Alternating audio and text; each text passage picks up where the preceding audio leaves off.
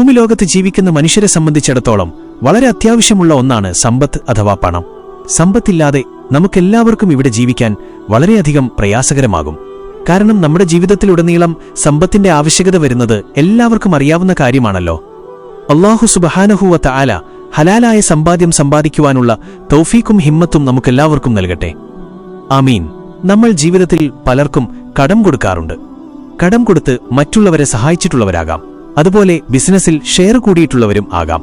ഈ ഒരു അവസ്ഥയിൽ പലർക്കും നാം കടം കൊടുത്തിട്ട് പണം തിരിച്ചു തരാത്തവരുണ്ടാകും. നാളെ തരാം, ഒരു മാസം കഴിഞ്ഞിട്ട് തരാം എന്നൊക്കെ പറഞ്ഞ് പലരും നമ്മളിൽ നിന്ന് അകന്നു പോകുന്ന അവസ്ഥ നമ്മളിൽ പലർക്കും വന്നിട്ടുണ്ടാകും.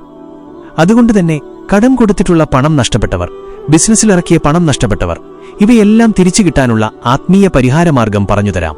വളരെ ആത്മാർത്ഥതയോടെയും ഇഖ്ലാസോടെയും ഓതി ദുആ ചെയ്താൽ മാത്രമേ ഇതിനുള്ള ഫലം കണ്ടെത്താൻ കഴിയൂ. അതിനാൽ പണം നഷ്ടപ്പെട്ടവർ അത് തിരിച്ചു കിട്ടുവാനായി ഇനി പറയാൻ പോകുന്ന ഖുർആനിക വചനങ്ങൾ ഓതുക. സൂറത്തുൽ ഫത്ഹിലെ 29-ാമത്തെ ആയത്തും സൂറത്തുൽ ഖസസിലെ 85-ാമത്തെ ആയത്തും ഓതേണ്ടതാണ്. ഈ 2 ആയത്തുകളും ധാരാളം ആവർത്തിക്കുക. ആത്മാർത്ഥമായി ഓതി ദുആ ചെയ്യുക. പണം തിരികെ ലഭിക്കാൻ കടം കൊടുത്ത ആളുമായി ഇടയ്ക്കിടെ ബന്ധപ്പെടുക. ഈ അറിവുകൾ മറ്റുള്ളവരിലേക്കും എത്തിച്ചു കൊടുക്കുക. അല്ലാഹു തആല നമ്മുടെ ദുആ സ്വീകരിക്കട്ടെ.